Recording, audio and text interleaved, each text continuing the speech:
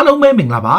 UK Match Day ရဲ့ Facebook နဲ့ YouTube Channel ကနေကြိုဆိုပါရစေဒီကနေ့ရဲ့နောက်ဆုံးရအားကစားသတင်းတွေကိုကြည့်ရမယ်ဆိုရင်တော့မေဂျော်ဘောလုံးမကြီး Zlatan Ibrahimovic ကလက်ရှိမှာသူ့ရဲ့ဓာတ်ပုံနဲ့သူ့ရဲ့ခွင့်ပြုချက်မရဘဲ EA Sport ကနေ FIFA ရဲ့ game တွေမှာထည့်သွင်းထားတဲ့အပေါ်ကိုသူကစပြီးတော့ပြစ်တင်ဝေဖန်လိုက်ပြီးတဲ့နောက်တရားစွဲဖို့စပြီးတော့လုပ်နေပါပြီအဓိကက EA Sport ကအခုနောက်ပိုင်းမှာသူကဘောလုံးသမားတွေကိုဟိုးတုံးနဲ့တုံးတာပါသူတို့ရဲ့ game တွေမှာထည့်သွင်းနေဒီနေရာမှာ PS လို့ခေါ်တဲ့ Revolution Soccer ကတော့ကစားသမားတွေကိုပတ်စံနေပေးပြီးတော့သူတို့ရဲ့ right တွေကိုဝယ်ယူပေမဲ့ EA Sport ကအဲ့လိုမလုပ်တာကို Ibrahimovic ကစပြီးတော့ပြောလိုက်တယ်ပြောလိုက်တဲ့အခါမှာဘာကြောင့်ကျွန်တော်ရဲ့ခွင့်ပြုချက်မရဘဲနဲ့ကျွန်တော်ပုံတွေကို game ထဲမှာတုံးတာလဲသူ့ကိုတုံးတာလဲဆိုပြီးတော့ပြောထားတယ် Zlatan Ibrahimovic ကိုယ်တိုင်က FIFA နဲ့အတူ2014ခုနှစ်တုန်းကကာဗာအဖြစ်ရွေးချယ်ခံရဘူးတယ်ဒီလိုအခြေအနေမှာ Ibrahimovic က Twitter မှာဒီလိုလက်တင်လိုက်ရော Gareth Bale ကိုယ်တိုင်က okay စပြီးတော့စုံစမ်းစစ်ဆေးကြရအောင်ဆိုပြီးတော့ Gareth Bale ကိုယ်တိုင်လည်းပါပြီးတော့ဒီကိစ္စမှာသူတို့ရဲ့တာဝန်ရှိသူတွေရှေ့နေတွေနဲ့တိုင်ပင်ပြီးတော့မကြခင် EA Sport ကိုတရားစွဲဖို့ပြင်ဆင်ကြပါအဓိကပြီးခဲ့တဲ့ရက်ပိုင်းအတွင်းမှာ icon player တယောက်အဖြစ် David Beckham ကို EA Sport ကစာချုပ်ချုပ်တဲ့အခါမှာသူ့ကို3နှစ်အတွက်တန်း40ပေးပြီးတော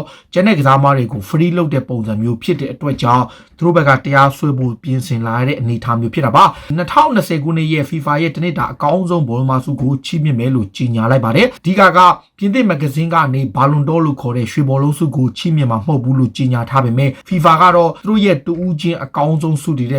ကမျိုးသားအကောင်းဆုံးဘောလုံးမဆုနီးပြဆုမျိုးသမီးအကောင်းဆုံးဘောလုံးမဆုနီးပြဆုနဲ့ပြီးတော့မှဂိုးသမားဆုအပါဝင်အကောင်းဆုံးသွင်းဂိုးဆုတွေကိုလည်းပနာမရွေးချယ်ထားပြီးဖြစ်ပါတယ်ဆိုတော့ FIFA ရဲ့တူးချင်းအမျိုးသားအကောင်းဆုံးဘောလုံးမဆုရဲ့ပနာမဆင်းမှာတော့ဒီလီဗာပူးအသင်းကအများဆုံးပေါင်ပါတယ်တီယာဂိုအကန်ထာရာပါတယ်ဆာဒီယိုမာနီရဲ့ဆာလက်စ်ရဲ့ဗာဂျီဖန်တိုက်ရဲ့၄ယောက်ထိရွေးချယ်ခံရပြီးတော့လေဗန်ဒေါစကီကလည်းအရင်တုန်းကတီယာဂိုနဲ့အတူပါဝင်တယ်နောက်မက်ဆီရိုနယ်ဒိုကီလီယန်အမ်ဘပ်ပေနေမာကက်ဗင်ဒဘရိုင်းနာတို့ပါဝင်ကြပြီးရီယယ်မက်ဒရစ်ကဆာဂျီယိုရာမို့စ်ကနောက်ခံလူတယောက်တည်းပါဝင်လာခဲ့တာပါဆိုတော့ဒီစုကိုရရှိဖို့ရေပန်းစားဆုံးဖြစ်နေသူကဒီရောဘတ်လေဗန်ဒေါစကီပဲဖြစ်ပြီးတော့ပရိသတ်တွေရဲ့မဲပေးမှုတွေကိုလည်းသူတို့ထည့်သွင်းစဉ်းစားထားဖို့ရှိတယ်သူတို့ကအပိုင်းလေးနေပေါ့ဗျာ25ရာခိုင်နှုန်းကိုပရိသတ်25ရာခိုင်နှုန်းကိုနီးပြနဲ့လေဝေးစင်ဘာညာဆိုပြီးသူတို့ကခန္ဓာတွေခွဲထားတဲ့အခါမှာပရိသတ်တွေနဲ့မဲပေးခြင်းနေဆိုရင် FIFA ရဲ့ website မှာနိုဝင်ဘာ25ရက်နေ့ကနေဒီဇင်ဘာ9ရက်နေ့အတွင်းမှာမဲပေးရဖို့ရှိတာပါ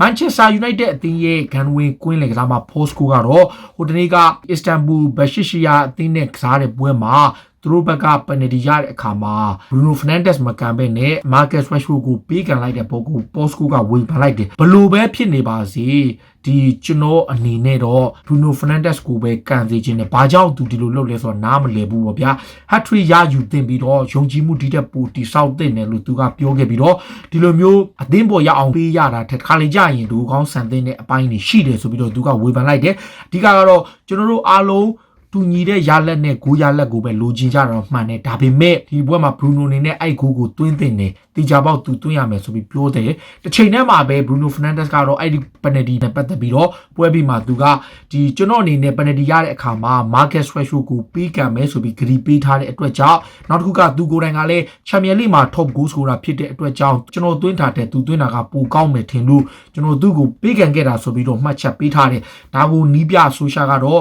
Marcus Rashford ကတကယ် penalty ကောင်းကောင်းကန်နိုင်တဲ့သူတယောက်ဖြစ်တယ်တကယ်လေးတော်တယ်ဒါပေမဲ့ Bruno Fernandes ကိုကျွန်တော်တို့တာဝန်ပေးထားပေမဲ့သူ့မှာလည်းဆုံးဖြတ်ပိုင်ခွင့်ရှိတယ်သူပေးကန်ခြင်းပဲဆိုရင်ပန်ကန်ခွင့်ပေးလို့ရတယ်ဆိုတဲ့အချက်ကိုသူကကောက်ွယ်ပြောကြားသွားခဲ့တာပါနောက်တစ်ခုကတော့ Manchester United ရဲ့နီးပြဆိုရှာဟာအဲ့ဒီပွဲမှာဖို့ဘာကြောင့်မပါလဲဆိုတဲ့အကြောင်းပြောထားတယ်ဖို့ပါကအခု training မှာ injury နည်းနည်းဖြစ်သွားတဲ့အတွက်ကြောင့်အဲ့ပွဲကိုသူတို့သုံးဖို့အတွက်အရန်ကို risk ဖြစ်သွားတဲ့အတွက် Manchester United အနေနဲ့သူ့ရဲ့ ankle ပေါ့ခြေချင်းဝက်မှာဒဏ်ရာရသွားတဲ့အတွက်ဖို့ပါကိုမသုံးတာဆိုပြီးတော့ဆိုရှာကတော့ပြောထားတယ်တချို့ report တွေကတော့ဖို့ပါကို United အသင်းကနေရောင်းချဖို့စီစဉ်နေတဲ့အတွက်ကြောင့်ခုနောက်ပိုင်းပွဲမှာသုံးဖို့တော့အစီအစဉ်မရှိဘူးလို့သတင်းတွေမှာဖော်ပြထားပေမဲ့ဆိုရှာကတော့ဒဏ်ရာပြဿနာကြောင့်ပဲသူ့ကိုခြံရိပ်ခဲ့တယ်ဆိုပြီးတော့ပြန်လည်ဖြေချထားပါတယ်နောက်တစ်ခုက Chelsea အသင်းကလည်းကလပ်ထဲမှာခြေစွမ်းပြနေတဲ့နောက်ခံလူ Thiago Silva ကိုတက်တန်းတိုးတော်မယ်36နှစ်ရွယ်ရှိတဲ့ Brazil နောက်ခံလူကသူရောက်လာပြီးက Chelsea ခံစစ်ကိုပိုပြီးကြစ်လက်မာဂျိုလာအောင်ဥဆောင်သူတယောက်ဖြစ်တဲ့အတွက်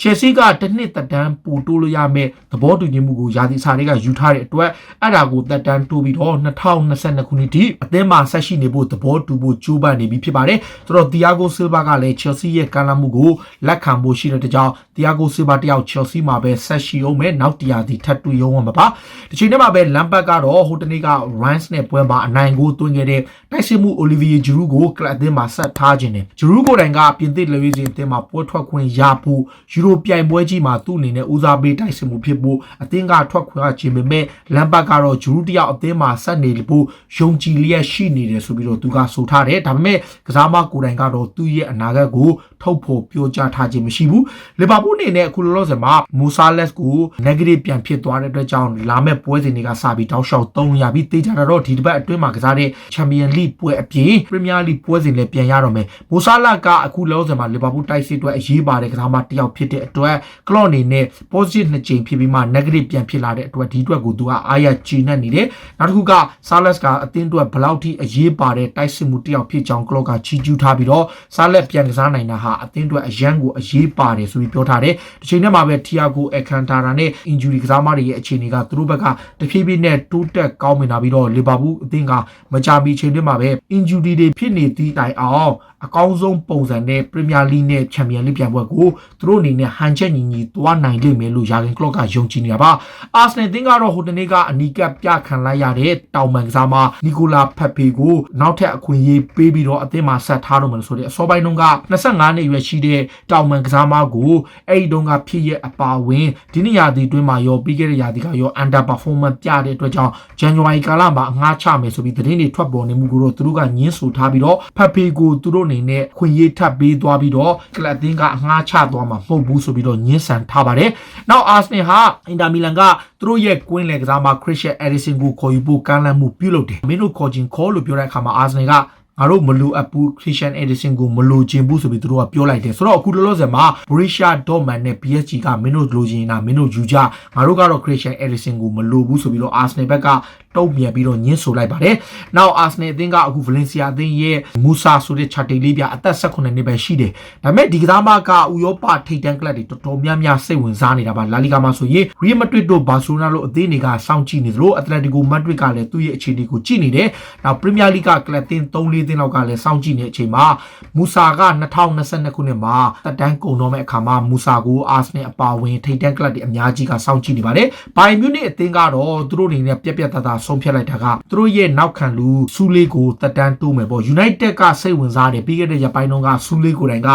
Manchester United ကိုပြောင်းကျင်နေသူက Dream Team ကိုပြောင်းကျင်တယ်လို့ပြောထားပေမဲ့ Bayern ဘက်ကသူ့ရဲ့စာချုပ်တက်တန်းကိုစပြီးတော့တက်တန်းတိုးဖို့စပြီးဆွေးနွေးသွားမယ်ဒါပေမဲ့အလင်းစလိုပြုလုပ်သွားမှာမဟုတ်ပေမဲ့တေချာတော့တက်တန်းတိုးသွားမယ်လို့ဆိုတဲ့တစ်ဖက်မှာ Bayern ကတက်တန်းတိုးဖို့လုပ်နေတဲ့အချိန်သူတို့ရဲ့အခြားနောက်ခံလူဖြစ်တဲ့ Jerome Boateng ကိုတော့စာချုပ်တိချုပ်ဆိုတော့မှာမဟုတ်ဘူးလို့ဆိုလိုက်တယ်32နှစ်အရွယ်ရှိတဲ့ German နောက်ခံလူဟာတကယ့်ကိုအရေးပါတဲ့ကစားမတစ်ယောက်ဖြစ်ပေမဲ့စာချုပ်တက်တန်းဒီနေ့ကိုမှတက်တန်းကုန်ဆုံးတော့ Bayern Munich ကသူ့ရဲ့နေရာမှာလူငယ်တွေနဲ့အစားထိုးခြင်းနဲ့အထူးဖြင့် Lucas Hernandez ကိုဆန်နာဘက်ဖြစ်ကစားသွားနိုင်တဲ့အခွင့်အရေးကြောင့် Boateng ကိုသူတို့ဘက်ကထွက်ခွာခွင့်ပေးဖို့စီစဉ်ခဲ့ရတယ်လို့ဆိုတာပါ Real Madrid အသင်းမှာလည်း Croatia ကွင်းလေလူ Luka Modric ရဲ့အခြေအနေကလည်းမရေရာဘူး Modric ကသူ့ရဲ့ကစားမဘဝ35နှစ်ရှိပြီဆိုတော့ Real မှာဆက်နေခြင်းတဲ့အချိန်မှာ Real Madrid အနေနဲ့အခုလောလောဆယ်မှာသူ့ကိုအလွန်ဆုံးချုပ်လဲ 1 year plan လောက်နဲ့ပဲတက်တန်းတိုးခြင်းတဲ့အခြေအနေမျိုးရှိတယ်ဒါကြောင့် Luka Modric ရဲ့အလားအလာကလည်းမရေရာဘူးဒါပေမဲ့သူ့အနေနဲ့စာချုပ်တက်တန်းကုံဆုံးရင်တော့ Real ကနေထွက်ခွာဖို့အတွက်ဒီအသင်းမှာနောက်ထပ်100ဒီလောက်ထပ်ကစားခြင်းတဲ့အနေအထားမျိုးကိုပြောကြားထားတာပါ။ Inter Milan ကတော့အခုလက်ရှိမှာဥရောပ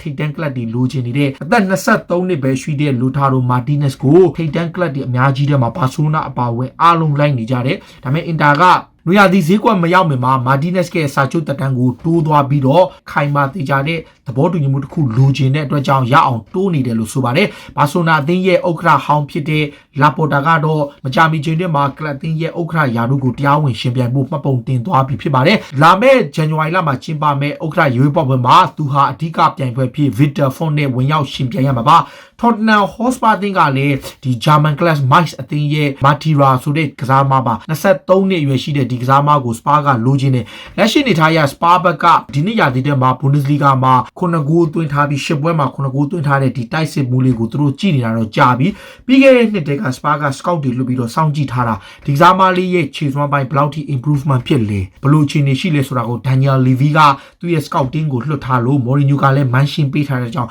Spurs ဘက်ကအဲ့ကစားသမားလေးကိုခေါ်ချင်နေတယ်လို့ဆိုတာပါ Tottenham Hotspur ရဲ့ကွင်းလင်ကစားသမား Pierre-Emile Højbjerg ကအခုလောလောဆယ်မှာဒီ Denmark ရဲ့ Play of the Year ဆုအတွက်ရေပန်းစားနေတယ်ဒီစင်းကိုနှစ်စဉ်ထုတ်ပြန်ကြေညာတဲ့အခါမှာ Christian Eriksen ဟာ2010ခုနှစ်နောက်ပိုင်းပထမဆုံးချိန်ပနာမစင်းထဲမှာမပါလာခဲ့ဘူး Spurs ရဲ့ကစားသမား Højbjerg ရဲ့ Leicester City ရဲ့ဂိုးသမား Kasper Schmeichel နဲ့ AC Milan ရဲ့နောက်ခံလူခါဂျာတို့3ယောက်ကဒီပနာမစင်းနဲ့ပါပြီးတော့ Højbjerg ကတော့ဒီဆုကိုရနိုင်တယ် Leicester ဂိုးသမားကတော့ပြီးခဲ့တဲ့ရာသီကအဲ့ဆုကိုရရှိထားတဲ့အကောင်းဆုံးဘုံသမားပါနောက် Pep Guardiola ကသူ့အနေနဲ့ဘာကြောင့် City နဲ့တက်တန်းတိုးရလဲဆိုတဲ့အကြောင်းကိုသူပြောလိုက်တယ်အဓိက City အသင်းမှာသူ့အနေနဲ့တက်တန်းတိုးစာချုပ်ချုပ်ဆိုလိုက်တဲ့အကြောင်းဘာစီလိုနာအပါဝင်သူ့ရဲ့ကလပ်ဟောင်းအပြင်တခြားထိပ်တန်းကလပ်တွေကလည်းသူ့ကိုလိုချင်ပေမဲ့သူ Manchester City မှာနေတဲ့အတွက်ကဒီကလပ်အသင်းမှာသူ့အနေနဲ့မပြီးဆုံးနိုင်သေးတဲ့ business တွေကိုသူပြီးဆုံးဖို့နောက်တစ်ခုက City မှာဘဲကိုဘောလုံးကလပ်အသင်းတစ်သေးနဲ့လုံးဝကိုပြည့်စုံတဲ့ atmosphere အပြည့်ရှိတဲ့အတွက်ဒီနေရာဟာတကယ်ကိုပျော်ရွှင်စရာကောင်းတဲ့အတွက်ဒီနေရာမှာနောက်ထပ်တက်တန်းတိုးပြီးတော့နီးပြအဖြစ်ဆက်လုပ်ဖို့လက်ခံခဲ့တယ်ဆိုပြီးတော့ Pep Guardiola ကပြောခဲ့တာပါဒါတွေကတော့စိတ်ဝင်စားစရာနောက်ဆုံးရအားကစားသင်းတွေကိုတင်ဆက်ပေးတာပါခုလိုမျိုးစိတ်ဝင်စားစရာအားကစားသင်းတွေကိုနားဆင်ကြတဲ့ချီရှင်တော့ UK Matchday ရဲ့ Facebook နဲ့ YouTube Channel ကို follow လုပ်ထားကြပါလို့တောင်းဆိုရင်းနဲ့ဒီကနေ့ရဲ့အစီအစဉ်ကိုဒီမှာပဲအဆုံးသတ်ပြစေအားလုံးကိုကျေးဇူးတင်ပါဗျ